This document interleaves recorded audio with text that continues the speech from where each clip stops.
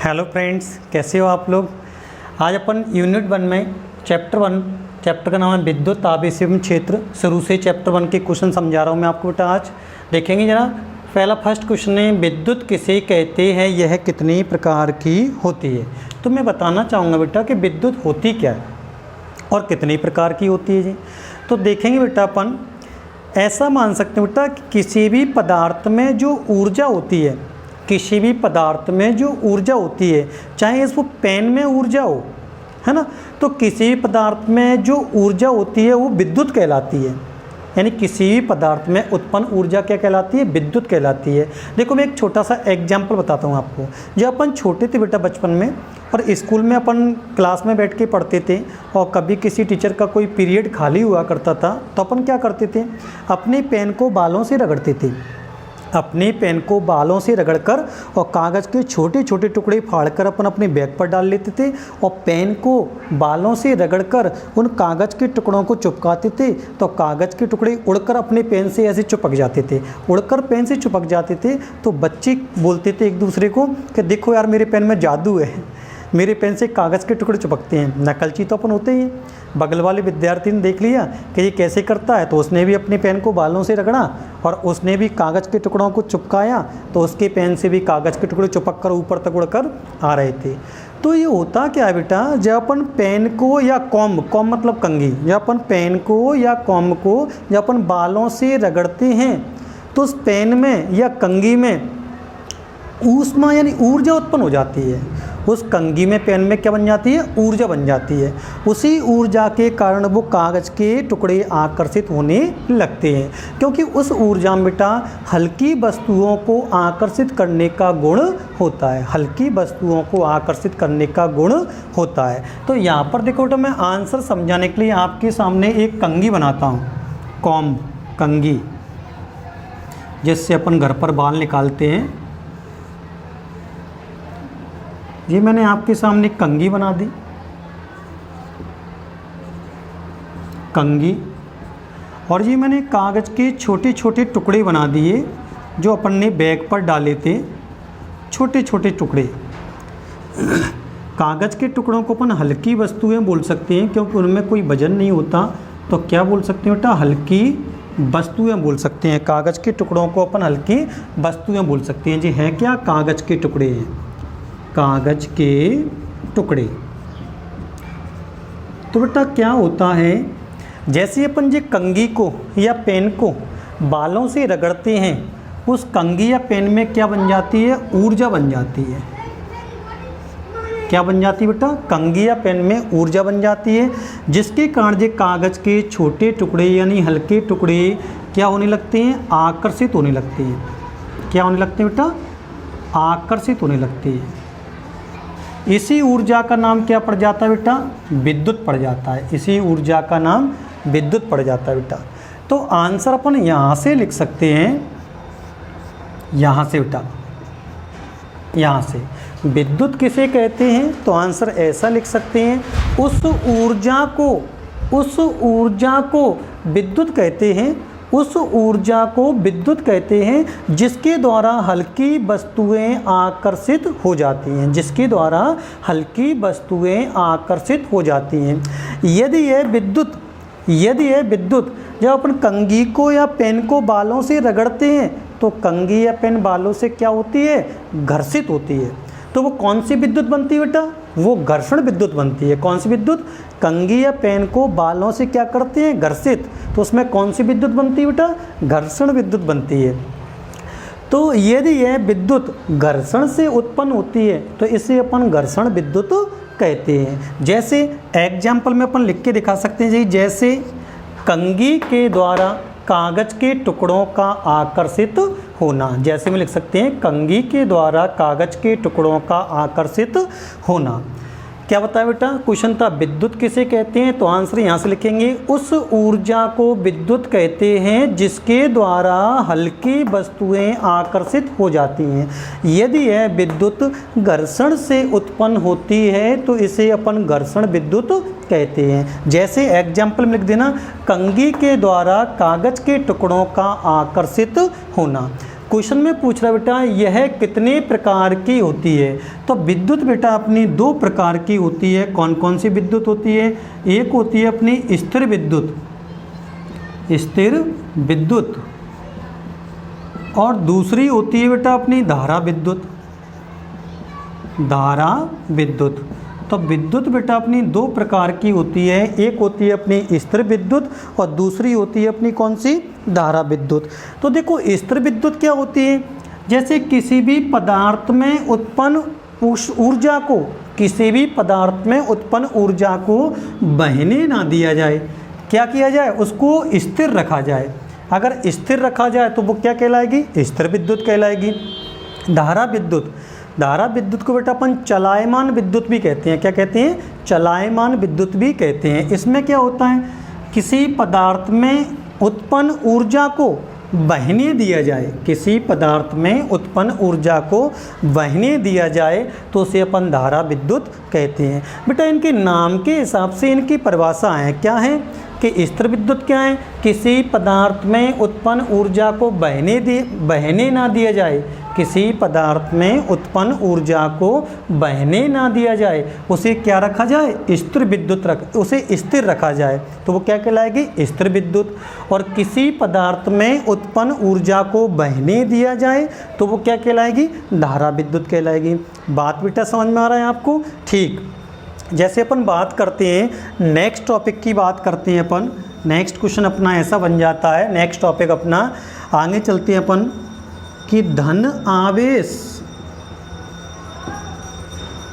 और ऋण आवेश को परिभाषित करो।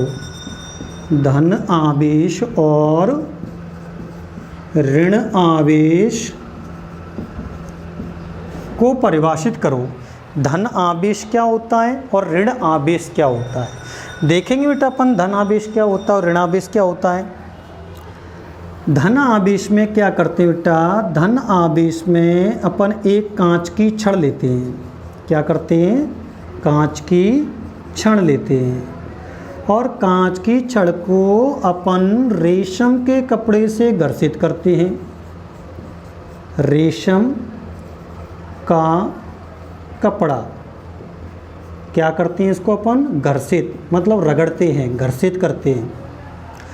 ऋण आवेश में क्या करते हैं बेटा? ऋण आवेश में अपन एक एबोनाइट की छड़ लेते हैं। क्या करते हैं? एबोनाइट की छड़। क्या करते हैं बेटा अपन? इसमें लेते हैं धनावेश बनाने के लिए कांच की छड़ और ऋणावेश के लिए क्या लेते हैं? एबोनाइट की छड़। और एबोनाइट की छड़ को अपन क्या करते हैं? किसी ऊनी कपड़े से घर्षित करते हैं। ऊनी कपड़े से घर्षित करते हैं या कैट स्किन से भी कर सकते हैं अपन। बिल्ली की खाल, बिल्ली की खाल से भी कर सकते हैं अपन। तो बेटा कांच की छड़ लेते हैं। इसमें कांच की छड़ को धन आवेश का आंसर बेटा यहीं से लिख सकते हैं, यहाँ जब लगा दो। जब कांच की छड़ को रेशम के कपड़े से क्या किया जाता है? घर्षित किया जाता है, तो कांच की छड़ में उत्पन्न आवेश को धन आवेश कहते हैं। आंसर क्या है? जब कांच की छड़ को रेशम के कपड़े से घर्षित किया जाता है तो कांच की छड़ में उत्पन्न आवेश को धन आवेश कहते हैं। वेरी सिंपल बेटा, आगे चलते हैं। इसमें क्या है? इसमें भी बेटा जब और लगा दो बस केवल आंसर में, यहाँ से हो जाएगा ऋण आवेश का। जब एबोनाइट की छड़ को ऊनी कपड़े, एबोनाइट की छड़ को ऊनी कपड़े या बिल्ली की खाल से घर्षित किया जाता है, ऊनी कपड़े या बिल्ली की खाल से घर्षित किया जाता है तो एबोनाइट की छड़ में उत्पन्न आवेश को ऋण आवेश कहते हैं। समझ में आ रहा है बेटा? एक बार फिर से देखेंगे अपन। मैंने आपको बताया धनावेश कैसे उत्पन्न करते हैं। कांच की छड़ को जब अपन रेशम के कपड़े से घर्षित करते हैं तो कांच की छड़ में उत्पन्न आवेश को अपन धन आवेश कहते हैं। और इसमें क्या करते हैं बेटा, जब एबोनाइट की छड़ को ऊनी कपड़े या बिल्ली की खाल से घर्षित करते हैं तो एबोनाइट की छड़ में उत्पन्न आवेश को अपन ऋण आवेश कहते हैं। एक चीज़ समझाना चाहूँगा बेटा, कांच की छड़ को तो आप लोग भली बात समझ रहे होंगे क्या होती है कांच की छड़, सब लोग जानते हो कांच को। दिमाग में कन्फ्यूजन एक ये भी चल रहा होगा कि एबोनाइट होता क्या है, ये भी एक आपको चल रहा होगा दिमाग में कि एबोनाइट होता क्या है। बताना चाहूँगा बेटा, एबोनाइट जो होता है एक स्पेशल रबड़ मान लो। एबोनाइट का मतलब है एक स्पेशल रबड़, एक स्पेशल रबड़ होती है, यानी हार्ड प्लास्टिक नहीं, हार्ड रबड़ मान सकते हैं बेटा अपन। एबोनाइट के लिए अपन क्या कर सकते हैं, हार्ड रबड़ का उपयोग करते हैं। जी एक स्पेशल रबड़ होती है जिसमें सल्फर और अलसी का तेल भी मिक्स रहता है, उसे अपन एबोनाइट बोलते हैं बेटा, यानी हार्ड रबड़ को अपन एबोनाइट बोलते हैं। ठीक बेटा, अब देखते हैं अपन ये वाला एग्जाम्पल आप घर पर भी कर सकते हैं। एबोनाइट जैसे मैंने कहा हार्ड प्लास्टिक या हार्ड रबड़ बोल सकते हैं।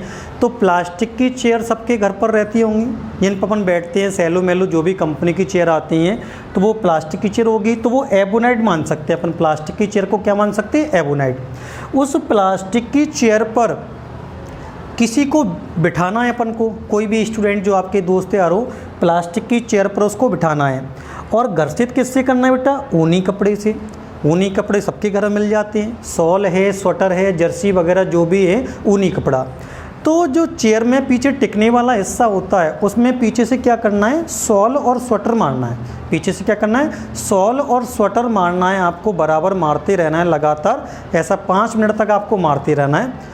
तो एक विद्यार्थी तो चेयर पर बैठा हुआ है, एक पीछे से ऊनी कपड़ा मारेगा, चेयर के टिकने वाले हिस्से में पीछे से मारेगा, और तीसरा विद्यार्थी आके जो चेयर पर बैठा हुआ है उस विद्यार्थी की उंगली टच करेगा तो उसको चटाक की आवाज़ आएगी, उसको बढ़िया बेहतरीन करंट भी लगेगा। जो तीसरा विद्यार्थी चेयर पर बैठे वाले विद्यार्थी की उंगली टच करेगा तो टच करते समय चटाक की आवाज़ भी आएगी, उसको बेहतरीन करंट भी लगेगा, मज़ा आ जाएगा उसको, शाम तक ऐसा झटका महसूस होगा उसको उंगली में।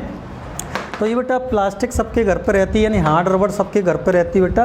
तो ये एग्जाम्पल अपन घर पर भी फॉलो कर सकते हैं। आंसर तो बिल्कुल सिंपल तरीके से मैंने आपको बताए थे कि कांच की छड़ को रेशम के कपड़े से रगड़ते हैं तो धनावेश उत्पन्न हो जाता है कांच की छड़ पर, और एबोनाइट की छड़ को अपन जब बेटा बिल्ली की खाल या ऊनी कपड़े से रगड़ते हैं तो एबोनाइट की छड़ में कौन सा, ऋण आवेश उत्पन्न हो जाता है। एक चीज़ बेटा और बताना चाहूँगा मैं आप लोगों को, देखो होता क्या है, कुल मिला के ऐसा मान लो बेटा, जब कांच की छड़ में जितना धन आवेश बनता है, कांच की छड़ में जितना धन आवेश बनता है, इसके विपरीत रेशम के कपड़े में उतना ही ऋण आवेश भी बनता है। इसके विपरीत रेशम के कपड़े में उतना ही ऋण आवेश भी बनता है। इन दोनों का जब अपन बीजीय योग निकालते हैं, दोनों का बीजीय योग निकालते हैं तो शून्य प्राप्त होता है। जैसे इस पर बन गया मान लो 20 वोल्ट प्लस का, इस पर बन गया माइनस का 20 वोल्ट, दोनों को जोड़ो कट गए तो क्या आ गया, 0। तो इसका बीजीय योग क्या प्राप्त होता है, 0। ऐसे ही इस पर होता है, एबोनाइट की छड़ पर जितना ऋण आवेश बनेगा बेटा, ऊनी कपड़े पर उतना ही धन आवेश भी बनेगा। किसी को किसी चीज़ से अगर रगड़ते हैं बेटा तो जितना उस पर धन आवेश बन रहा है उसके विपरीत दूसरे चीज़ पर उतना ऋण आवेश भी बनता है। जी हमें विशेष ध्यान रखना है बेटा कि कभी भी किसी को रगड़ कर हम आवेश उत्पन्न करते हैं तो जितना आवेश उस कांच की छड़ पर बनेगा उसके विपरीत उतना ही ऋण आवेश रेशम के कपड़े पर भी बनता है। बात बेटा समझ में आ रही है। अपन नेक्स्ट क्वेश्चन पर चलते हैं, देखते हैं अपना नेक्स्ट क्वेश्चन क्या है। तो अपन चलते हैं नेक्स्ट क्वेश्चन पर।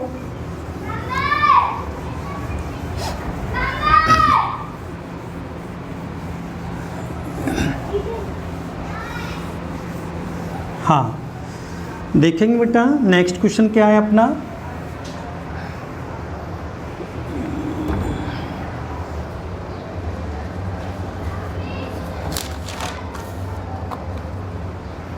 हाँ अगला क्वेश्चन है बेटा, आवेश के क्वांटीकरण का सिद्धांत समझाइए।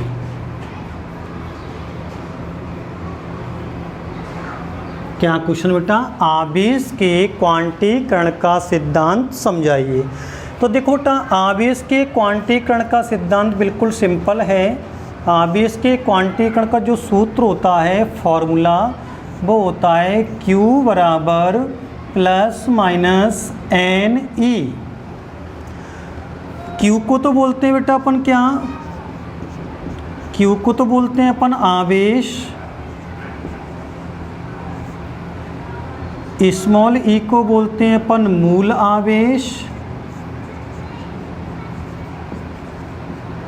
और एन को बोलते हैं बेटा अपन इलेक्ट्रॉनों की संख्या, इलेक्ट्रॉनों की संख्या। देखेंगे बेटा अपन, तो आवेश के क्वांटीकरण का सिद्धांत का फॉर्मूला होता है Q बराबर plus minus n e, numerical में भी इस्तेमाल होता है। तो आंसर ऐसा हो जाएगा कि इस सिद्धांत के अनुसार, मतलब आवेश के क्वांटीकरण के सिद्धांत के अनुसार, किसी भी पदार्थ पर उपस्थित आवेश की मात्रा, Q को क्या बोलते हैं, आवेश, तो किसी भी पदार्थ पर उपस्थित आवेश की मात्रा, E को क्या बोलते हैं, मूल आवेश, तो मूल आवेश का, इसका गुणा चलता है इलेक्ट्रॉनों की संख्या के साथ, तो मूल आवेश का पूर्ण गुणज होता है। किसी भी पदार्थ पर उपस्थित आवेश की मात्रा मूल आवेश का पूर्ण गुणज होता है। अब मूल आवेश क्या होता है बेटा, तो एक इलेक्ट्रॉन पर उपस्थित आवेश को अपन मूल आवेश कहते हैं। एक इलेक्ट्रॉन पर उपस्थित आवेश को अपन मूल आवेश कहते हैं। एक इलेक्ट्रॉन पर जितना चार्ज होता है उसे अपन मूल आवेश कहते हैं। सिंपल सा आंसर था बेटा, आवेश के क्वांटीकरण का सिद्धांत। तो इस सिद्धांत के अनुसार किसी भी पदार्थ पर उपस्थित आवेश की मात्रा मूल आवेश का पूर्ण गुणज होती है, और एक इलेक्ट्रॉन पर उपस्थित आवेश को मूल आवेश कहते हैं। और आवेश का बेटा जो मात्रक होता है वो क्या होता है, कूलाम होता है। आवेश का मात्रक क्या होता है, कूलाम होता है। आ जाइए बेटा अपन नेक्स्ट क्वेश्चन पर चलते हैं। अपना नेक्स्ट क्वेश्चन पर चलते हैं बेटा अपन।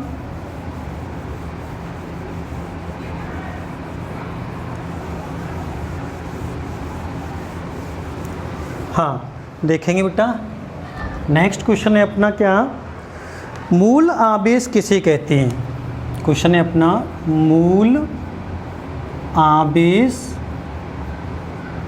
किसे कहते हैं।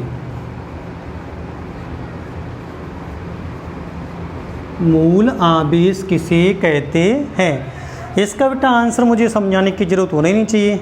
अभी पिछले क्वेश्चन में, अभी 2 सेकंड पहले मैंने आपको बताया था क्या होता है मूल आवेश। एक इलेक्ट्रॉन पर उपस्थित आवेश को मूल आवेश कहते हैं। एक इलेक्ट्रॉन पर उपस्थित आवेश को मूल आवेश कहते हैं। जैसे अगला क्वेश्चन बनता बेटा कि आवेश किसे कहते हैं। आवेश किसे कहते हैं, आवेश किसे कहते हैं। तो देखेंगे बेटा, अभी जैसे अपन ने समझाया था, बताया था कि कंघी हो या पेन हो, उसको जो अपन घर्षित करते हैं तो उसमें क्या बन जाती है, ऊर्जा बन जाती है। क्या बन जाता है उसमें, ऊर्जा। जब अपन किसी पेन या कंघी को किसी से घर्षित करते हैं, अपने बालों से घर्षित करते हैं, तो उसमें क्या बन रही थी, ऊर्जा। तो किसी भी पदार्थ में उपस्थित ऊर्जा की मात्रा को, किसी भी पदार्थ में उपस्थित ऊर्जा की मात्रा को क्या कहते हैं बेटा, आवेश कहते हैं। और आवेश का मात्रक अभी मैंने 2 सेकंड पहले आपको बताया था, आवेश का मात्रक क्या होता है, कूलाम होता है। तो किसी भी पदार्थ में उपस्थित ऊर्जा की मात्रा को अपन क्या कहते हैं बेटा, आवेश कहते हैं। समझ में आ रहा है बेटा। आगे चलते हैं अपन, छोटे छोटे से आंसर चल रहे हैं बेटा अपने जी, देखते हैं अपन आगे। हर चीज़ अपन को क्लियर करना है इस चैप्टर की। अगला क्वेश्चन क्या है बेटा अपना,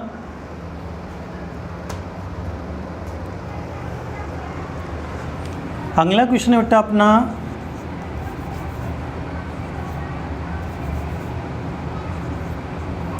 आवेश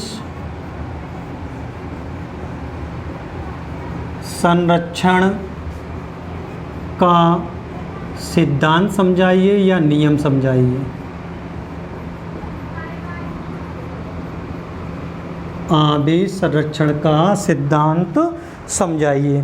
देखेंगे बेटा अपन आवेश संरक्षण का सिद्धांत होता क्या है। अभी मैंने आपको 2 सेकंड पहले समझाया था। आवेश संरक्षण का नियम अपन 10th क्लास में भी पढ़ते हैं। 10th क्लास में अपन ने ऐसा पढ़ा हुआ है, ऊर्जा संरक्षण का नियम पढ़ा था। और आवेश में क्या होती है, अभी मैंने 2 सेकंड पहले आपको समझाया था कि आवेश किसे कहते हैं। तो किसी पदार्थ में जो ऊर्जा होती है उसे ही तो अपन आवेश कहते हैं। तो 10th क्लास में अपन ने ऊर्जा संरक्षण का नियम पढ़ा था। उस समय आपको ध्यान होगा कि ऊर्जा संरक्षण के नियम में अपन ऐसा लिखते थे कि ऊर्जा को ना तो हम उत्पन्न कर सकते हैं और ना ही ऊर्जा को हम नष्ट कर सकते हैं, केवल उसका रूप परिवर्तित कर सकते हैं। ऐसा अपन बेटा 10th क्लास में पढ़ते थे। तो जो अपना ऊर्जा संरक्षण का नियम होता है वही अपना आवेश संरक्षण का नियम होता है बेटा। तो आवेश संरक्षण के नियम में अपन ऐसा लिख देते हैं कि किसी भी वस्तु में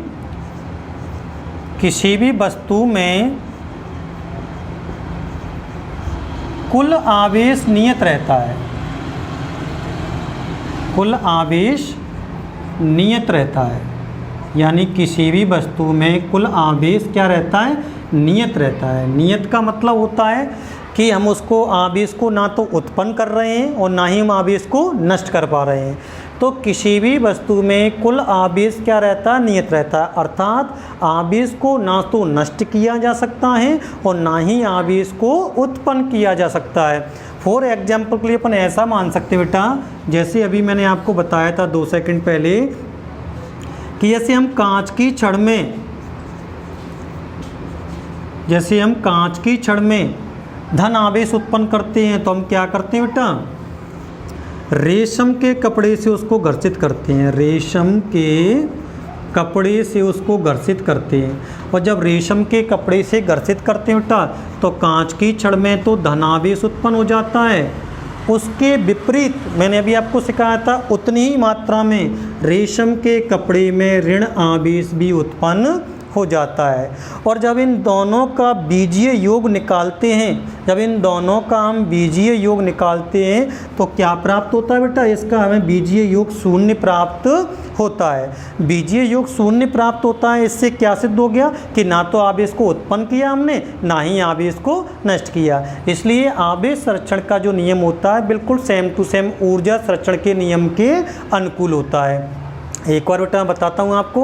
क्वेश्चन है आवेश संरक्षण का सिद्धांत समझाइए। तो आंसर ऐसा लिख सकते हैं, किसी भी वस्तु में कुल आवेश नियत रहता है। अर्थात आवेश को ना तो उत्पन्न किया जा सकता है और ना ही आवेश को नष्ट किया जा सकता है। उस आवेश को ना तो उत्पन्न कर सकते हैं और ना ही आवेश को बेटा पर नष्ट कर सकते हैं। उदाहरण के लिए ऐसा लिख सकते हैं, एग्जाम्पल में उदाहरण है बेटा आंसर में। उदाहरण, जब हम कांच की छड़ को रेशम के कपड़े से घर्षित करते हैं तो कांच की छड़ में जितना धन आवेश उत्पन्न होता है उसके विपरीत रेशम के कपड़े में उतनी ही मात्रा में ऋण आवेश भी उत्पन्न हो जाता है। इन दोनों का जब बीजीय योग निकालते हैं तो शून्य प्राप्त होता है। इसलिए हम कह सकते हैं बेटा कि आवेश को ना उत्पन्न किया जा सकता है, ना ही आवेश को नष्ट किया जा सकता है। बात बेटा समझ में आ रही है।